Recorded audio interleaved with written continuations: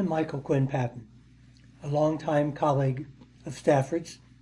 When I learned of his passing, I reflected on the times we had been together at American Evaluation Association conferences, on panels, and reread some of his important writings, and thought that I'd share some of that on a video so that new and emerging evaluators would know of his legacy, his significant contributions, would know his name, and that longtime colleagues would have an opportunity to reflect as well. Stafford Hood received the Paul F. Lazarsfeld Award for contributions to evaluation theory at the 2015 annual conference of the American Evaluation Association, whose theme that year was exemplary evaluations in a multicultural world. It was especially appropriate then, given Stafford's work in culturally responsive evaluations, that he was recipient in a year where the theme was multicultural evaluations in a multicultural world.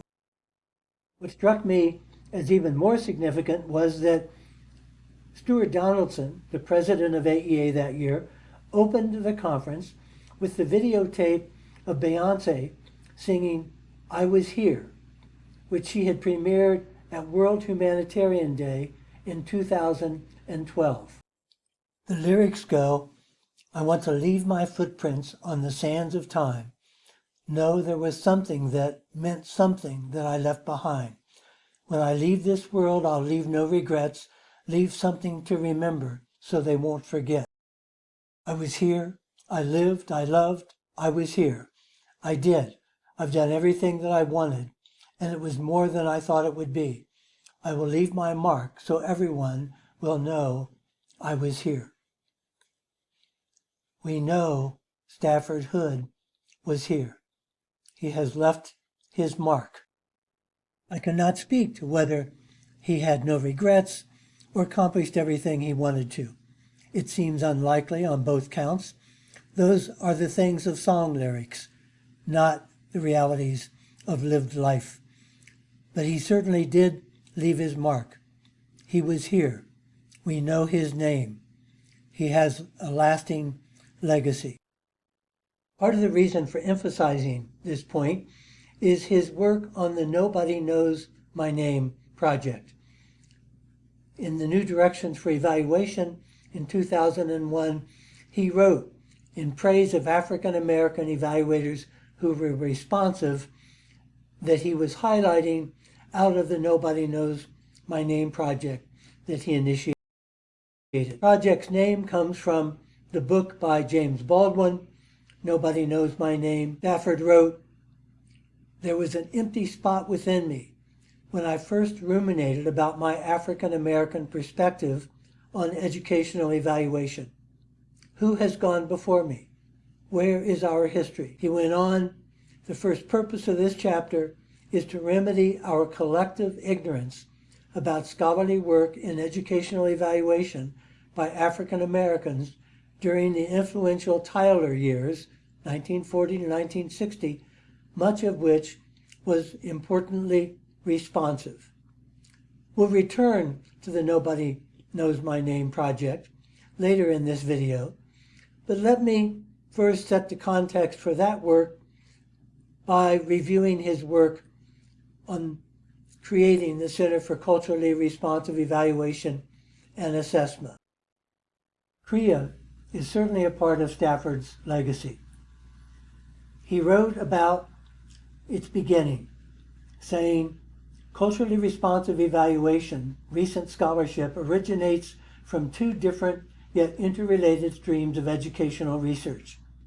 Most recently, it is grounded in the tradition of responsive evaluation that began at the University of Illinois in 1973 with Robert Stake's first articulation of the concept of responsive evaluation to emphasize a type of evaluation focused on issues of importance to program practitioners and other stakeholders in the evaluation setting and away from those focused on decision makers and the traditions of the field that relied heavily on Tylerian objectives. The other stream of research coalesced in the mid-1990s when Gloria Layton-Billings coined, quote, culturally relevant pedagogy, close quote, to underscore the critical importance of teaching to and through the cultural strengths of ethnically diverse students.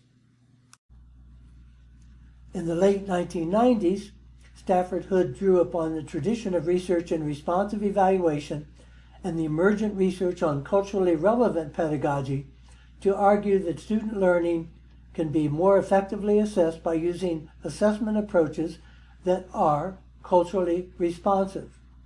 Thus, from two parallel streams of educational research, responsive evaluation and culturally relevant pedagogy, Hood made the breakthrough to culturally responsive evaluation from culturally responsive assessment. Stafford Hood first coined the culturally responsive term in 1998 at a festgriff honoring the distinguished career of Robert Stake in the field of evaluation. At that 1998 conference honoring Bob Stake, Stafford Hood presented a creative paper on, quote, responsive evaluation Amistad style, perspectives of one African American program evaluator. Amistad was a reference to a major motion picture at the time about the slave trade and its legality in the United States.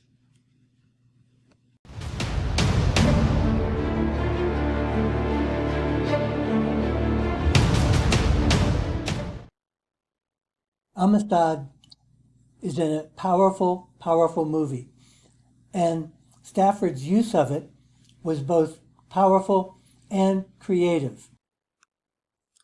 As explains, 53 Africans of the Mende tribe had been kidnapped from Sierra Leone. They mutinied aboard a Portuguese slave ship in 1839, killing all but 2 of their captors. The initial charges of murder and mutiny were dropped by a lower court. On appeal, the legal question for the U.S. appellate and Supreme Courts was whether the Mende were property to be returned to Spain, even though the slave trade had been outlawed by Spain, the U.S. government, and Britain. Stafford says, quote, my example of the Amistad case made the point about how the absence of African or African Americans to participate in legal defense of the Mende was detrimental to them, as it is also the case when such an absence exists in evaluations conducted in communities of color. He makes a powerful analogy and connection there. He goes on, one of the major challenges in providing an effective defense of the Mende was the language barrier between the defendants and their legal team, as well as the cultural differences. In order to present an adequate and compelling argument, the defense team and the court needed to understand the Mende defendant's story of the incident. Stafford concludes, after several failed attempts that included a white Harvard linguist, an old local African who spoke the Congo language, and 2 freed slaves from a British ship, with one being Mende, James Covey, the name he assumed, had been raised as Mende before being captured to be a slave, but later freed by the British naval ship and taught to read and write English. Covey's lived experience as a Mende made him eminently qualified to serve as an interpreter and cultural liaison. Stafford drew both inspiration and 3 important lessons from the Amistad case. He wrote, quote, inspired, maybe provoked, by the movie Amistad, my paper at the Stake Symposium argued that A, Stake's responsive evaluation approach provided a beginning framework for, quote, culturally responsive evaluation, close quote. Remember, he's using that term for the first time at this conference. B, the absence of African and or African American professionals to assist in the legal defense of the Amistad Africans could be equated to the limited number of trained evaluators of color, and C, an evaluator with a, quote, lived experience, close quote, who could interpret and understand cultural values in evaluations undertaken in racially diverse communities was a necessity. When you look at the star power of this film, Steven Spielberg as director, Morgan Freeman, Anthony Hopkins, Jimon Hunsu, Matthew McConaughey, it's doubtful that any of them realized that that film helped put in motion something called culturally responsive evaluation. And yet it did help to build that momentum through the creative mind of one. Of course, from there, Stafford went on with colleagues to edit books on culturally responsive evaluation, write articles, make presentations, do videotapes. And when you look at the CREA website, you see a wide variety of materials related to culturally responsive teaching, curriculum, pedagogy, indigenous culturally responsive learning, culturally responsive problem solving, culturally responsiveness theoretically, teacher and educational effectiveness, problem solving. It's become a worldwide and global phenomenon. Here is Stafford talking with Kate McKegg, the convener of the New Zealand Evaluation Society and a culturally responsive developmental evaluator. In 2018, Stafford contributed to a special issue of New Directions for Evaluation in which 29 experienced evaluators reflected on their evaluation journey. That chapter tells us a lot about Stafford's journey, and I want to share some major portions of that with you. He wrote, "I see evaluation being a very human function. We evaluate stuff constantly. We are making hundreds of evaluative decisions a day, whether it is the choice of what to wear or a number of things. I just see that as a very human function. I do not think about it as evaluation, even though I know it is. We make some judgments that kind of are what it is. But I think sometimes those judgments are based on me seeing it through my lens, based on my particular experience growing up, my cultural background, and personal knowledge, and all those things, my particular view of the world. From a formal standpoint, that comes into play, and I think that whole notion of evaluator or researcher as objective is false. It is not possible. I see that as just being what I do in my life. Evaluation is just part of who I am." The issues around institutional racism have been a core thing that is part of our society. That is something that is always going to have an underpinning on any work I do. That is one thing that I deal with as an African American man every day. It is not possible not to consider that as an issue. Some people have that choice. I do not. It is just being an African American man in America. I grew up on the southern side of Chicago during the late 1950s and 1960s. I do not think it is necessary for me to characterize what those experiences were. You know what they were. I am a first-generation college attendee. I come from blue-collar working stock. The list is way too long, and I do not think there will be any surprises in what I tell you. You know, those differences in, quote, collars, close quote, with racism, admission of class, all those things. They are the same as anyone else in my age group. My cohorts, or even younger, has had to experience as an African American man in America. He continues, "I am standing on the shoulders of my ancestors, and way too many other folks being responsible for me to be here to not pay attention to that. But I'm kind of beyond trying to find logic and explanation as to why that is, because I do not really think that is important. The important thing is that I am trying to adhere to and live up to that responsibility. That is the issue. He continues explaining, I was on my way to law school when I ended up at the University of Illinois, and all of that stuff changed within the matter of 2 or 3 weeks. That has just been kind of the nature of the beast, and that is just one example of how things happen. It was a fantastic decision. It was a great decision, and my fate just sort of happened. And the same thing in terms of evaluation. I just sort of got involved when I got here. I became involved with a major evaluation project, a national evaluation project, within the first 2 weeks that I was here, just by accident. I would probably say my evaluations combine rationality and intuitive gut feeling.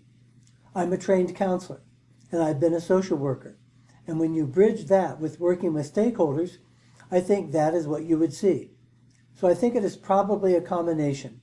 I do not think I would call evaluation a total rationality kind of thing, but I think there are some parts of it. There is a conscious, fluid, systematic approach that I use to do what I do, and it cuts across both quantitative and qualitative. It depends on what the question is. It depends on what I am looking at, what space I am looking at, but making sure I look at what is the relevant evidence for that situation, and particularly in terms of the extent that it can serve those people who are not responsible, and those may be the people that you may have left out. I have to ask myself, does it feel right? And if all those things filter out, but it does not feel right, I still will not do it. So CREA has become a worldwide magnet for culturally responsive evaluation, with its annual conference and with a group of colleagues and staff who are working to promote, deepen, strengthen, and broaden culturally responsive evaluation. The mission of CREA is to generate evidence for policy making that is not only methodologically, but also culturally and contextually defensive. The work on culturally responsive evaluation has had a major impact upon the broader field of evaluation, including, after 6 years of work, the adoption in 2011 of the Cultural Competence in Evaluation Statement by the American Evaluation Association. Now that we know more about Stafford Hood's perspective on evaluation, on culture, on race, and know more about his legacy, let's go further and return back to the Nobody Knows My Name project. We certainly now know his name, but that project was a part of his commitment to understanding and bringing forward the history of African American contributions to research and evaluation. As noted earlier, the project was inspired by James Baldwin's book, Nobody Knows My Name. Stafford set out to spotlight pioneering African American evaluators engaging in evaluation responsively, in his judgment, but excluded from recognition, appreciation, and inclusion in the history of the field. One of those underappreciated pioneers was Asa G. Hilliard III, a pioneer in cross-cultural evaluation. Stafford Hood and Rodney Hobson did an article about Asa Hilliard for the Review of Educational Research, in which they demonstrated his contributions. He keynoted the American Evaluation Association conference in New Orleans on the theme of politics of evaluation, showing vividly and powerfully the ways in which Western perceptions of Africans and Egyptians fed their racist understandings of how the world had developed. And he demonstrated the misperceptions of those images.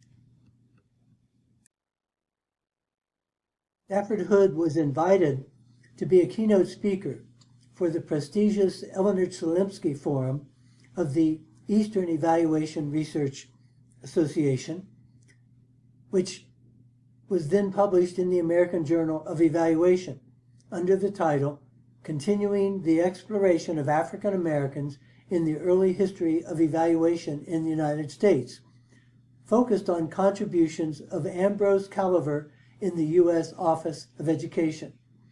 Fortunately, his presentation was recorded, and so I'm going to include some excerpts from that keynote. You can watch the entire video online, and I hope that these excerpts will encourage you to do so. Prior to 1930, there had been little or no comprehensive description of African American education. Therefore, African American scholars were compelled to describe the present status of education for African Americans. The explanation as to why the disparities existed between African Americans and whites was simply racism and its legal sanctioning of segregation due to Plessy versus Ferguson. Ultimately, they sought to provide compelling evidence to hold America, and particularly the southern states, accountable by providing comprehensive and irrefutable evidence of these disparities through the African American experience in the American educational system. Two crucial historical events significantly influenced and heightened the professional awareness of African Americans in their quest to study and respond to educational inequities. They used evaluative inquiry as the vehicle to carry their message of social responsibility to other African Americans, and to a much lesser degree to the evaluation community at large. The first was the appointment of Ambrose Caliver as the specialist in the education of Negroes in the U.S. Office of Education's Division of Special Problems in 1930, and the founding of Howard University's Journal of Negro Education in 1932 by Charles H. Thompson. These two historical forces combined to give voice and credibility to the evaluation and educational research efforts of an increasing number of African American scholars in the 1930s, 40s, and 50s. Stafford Hood's full keynote was published in the American Journal of Evaluation in 2017, and it's worth reading the depth and details of that contribution. I'm including one more brief segment from the speech itself to further illustrate his depth of knowledge and what he wanted us to know and take away as part of his legacy in this work. The Plessy versus Ferguson decisions framed the time in which Caliver lived. He designed and implemented the first large-scale evaluation of African Americans in public secondary schools. As a leader in the evaluation of schooling of African Americans, he provided the most important resource of the time for education research and evaluation that revealed serious deficiencies and inequalities in Negro education facilities. It is important that we not underestimate the critical importance of collecting and providing quantitative data to explicitly show the disparities between educational systems experienced by Black and white Americans of the 1930s. He then turned to the contributions to evaluation of W.E.B. Du Bois. The first evaluation of African American education by an African American was conducted by W.E.B. Du Bois. Here's a portion of that part of Stafford Hood's keynote. That the first evaluation of an African American education by an African American is not surprising that it was done by W.B. Du Bois. That would probably not surprise most people here. His first one was in 1900 to classify Black colleges, and we could talk a little bit more deal about those classifications. And then what is considered to be the most substantive work was done a decade later in 1910. An important way to honor the memory of Stafford Hood and keep alive his contributions is to learn the names of African Americans in the early history of evaluation who made contribution to evaluation. Dr. Hood completed his keynote address at the Eleanor Chelimsky Forum by bringing forward some of those names for us to remember. A few names to know in case you did not know. So in closing, the first African-American PhD in education with a dissertation focused on evaluation was done by Edward L. Washington, an evaluation of the Negro City Junior High School physical fitness exam in 1935 at NYU. Rose Brown Butler the first African-American woman to receive a doctorate in education from Harvard, and first with a dissertation to focus on evaluation, a critical evaluation of experimental studies of remedial reading and a report on an experiment with groups of backward readers in 1939. Reedy Jackson's, who I referenced a little bit earlier, was probably the most prolific of the group that we've seen thus far, a very extensive record. Aaron Brown also was a large-scale evaluation scholar who noted that Ralph Tyler served on his dissertation committee at the University of Chicago in 1944. He would later become the president of Fort Valley State University, another HBCU in Georgia. Leander Boykin probably did what I consider some of the incredible work, actually, when you're talking about looking at finance across all of the southern states in terms of public schooling, public finances for schooling across all of the states in this period of time. And one of the things that I talk to my students about is that we've been analyzing, is asking them about what was the amount of effort that it required for them to collect this kind of data under those circumstances. No handheld computers, no hardcore collecting those things. Okay. He then closed his keynote with a question for us, a question that lingers as part of his legacy. All right. So whether this exclusion from our history of U.S. evaluation has been by accident or by design, we will leave for you and others to answer.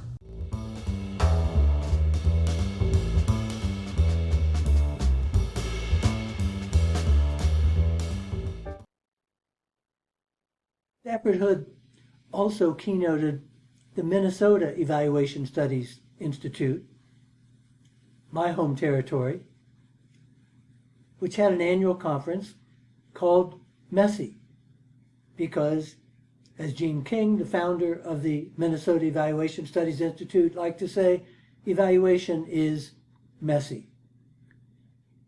At the end of Stafford's keynote, a group of white doctoral students came up to talk to him, and one of them asked, "What would you advise us to do?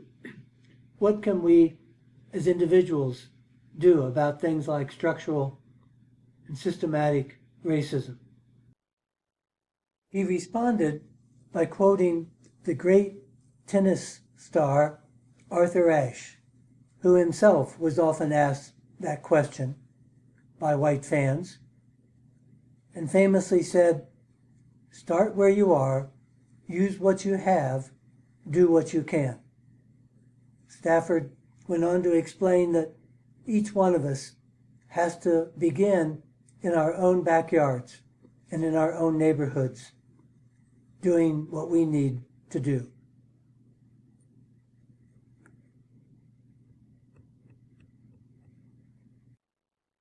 As we bring this remembrance and legacy review to a close, let me turn to how Stafford viewed the future, as captured in his reflections about a new generation of culturally responsive evaluators.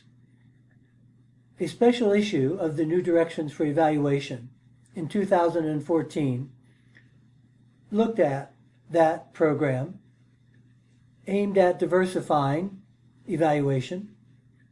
Stafford was a mentor to what were called JEDI participants, Graduate Education Diversity Internship participants, and he wrote the final article in this special issue entitled, "How Will We Know It When We See It?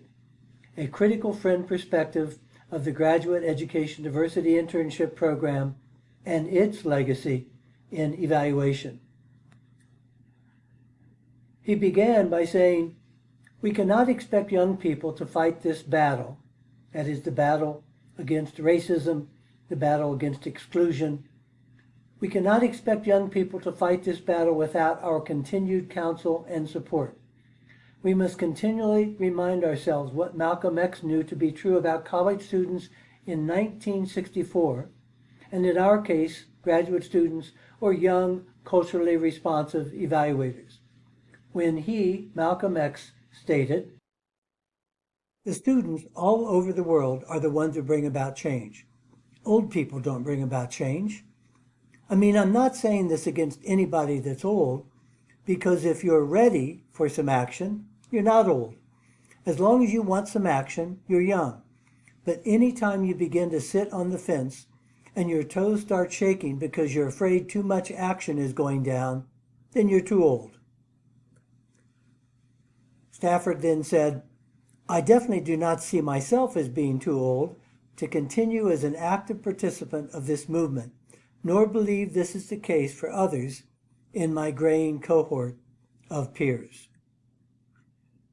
Then, as Uncle Stafford to the Jedi participants, he offered his thoughts and ruminations intended for the Jedi, as well as future Jedi, their kindred cadre of young non-Jedi evaluators, and those of us who see ourselves as Jedi uncles and aunts.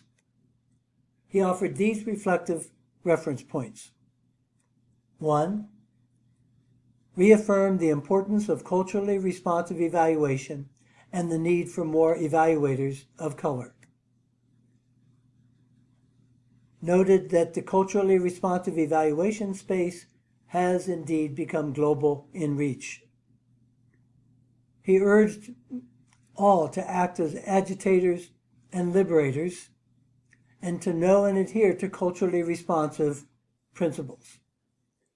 The admonition to act as agitators and liberators is inspired by Frederick Douglass.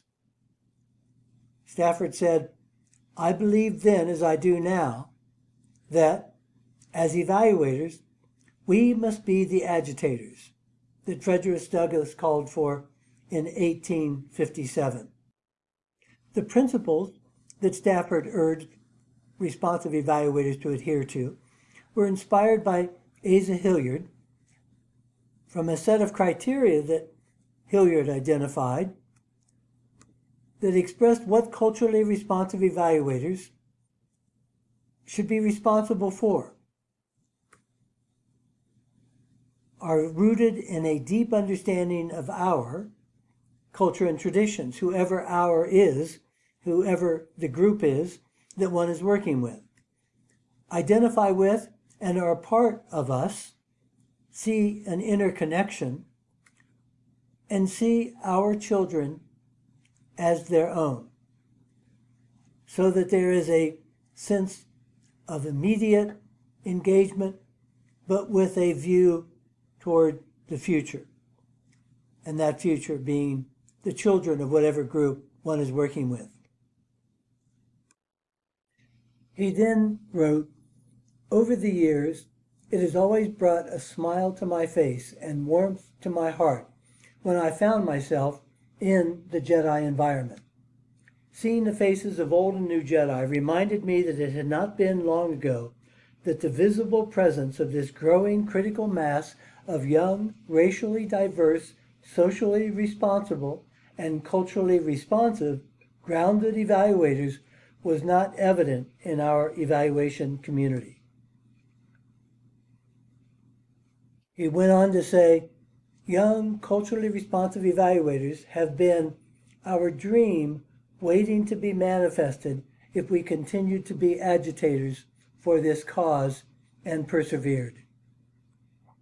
He said, "I observed the different cohorts of interns begin their respective internship programs, move through the various phases of the curriculum and training experiences, and then visibly be transformed before our eyes in their knowledge, skills, passion, and confidence they displayed as aspiring, culturally responsive evaluators, each in their own way." Stafford delivered the 2008 Jedi Commencement Address and said, "If you listen closely, you may also hear the voices and footsteps of those who will follow you, the Jedi graduates, those who you will train, and those who you will mentor to do the important work that is ahead. You will certainly face challenges in your continuing development as an evaluator, and hopefully a socially responsible one committed to social justice in your respective disciplines. You should expect no less, because this is how it has been and should be if you truly want to make a difference in the lives of those who have not been as privileged as we have been. So that is a glimpse, just a glimpse, into the legacy of Stafford Hood. All of us can keep that legacy alive and should do so. Thank you, Stafford, for your generosity, your colleagueship and friendship, your wisdom, your commitment, your vision, your contributions to evaluation. It has been an honor to know you. We know your name, we know you were here, and we will honor your legacy.